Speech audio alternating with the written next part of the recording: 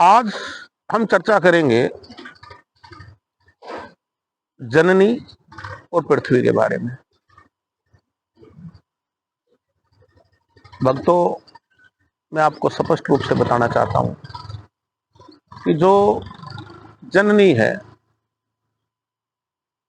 वो चाहे महिला के रूप में हो, चाहे वो किसी जानवर के रूप में हो, वो किसी पक्षी के रूप में हो, जननी ही किसी भी जीव को, चाहे वो मानव के रूप में है या पक्षु के रूप में है या पक्षी के रूप में है या जानवर के रूप में है, केवल पत्नी ही, मतलब केवल महिला ही आपको इस जगत पर लेकर आती है।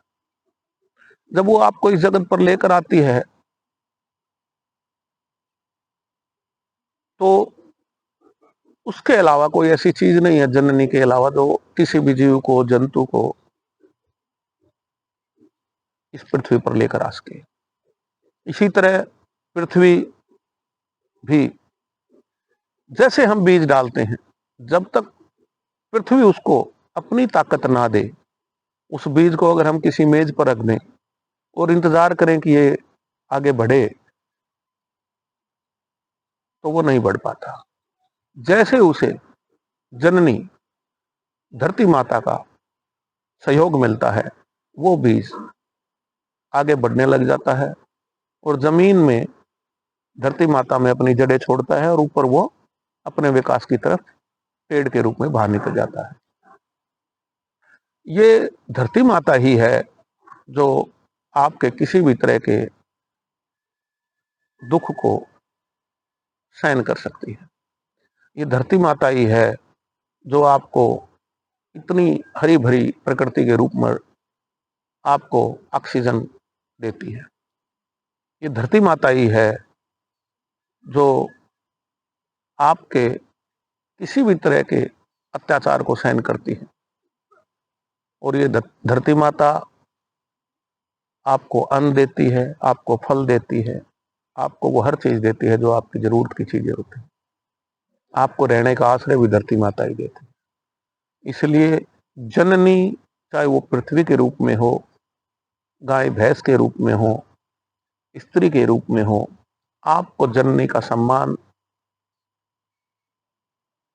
एक देवी की तरह करना चाहिए।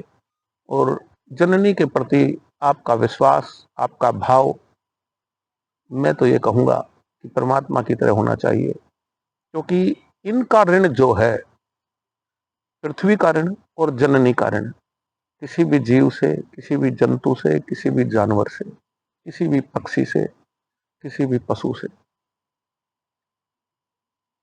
उतारने के लिए कितना भी प्रयास कर लो, जब तक आप इनसे अत्यधिक प्रेम नहीं करेंगे, और ये प्रेम आपका बिल्कुल सत्य दिल से नहीं होगा, आपकी आत्मा से इनसे प्रेम नहीं होगा, तो आप इनका ऋण नहीं उतार पाएंगे।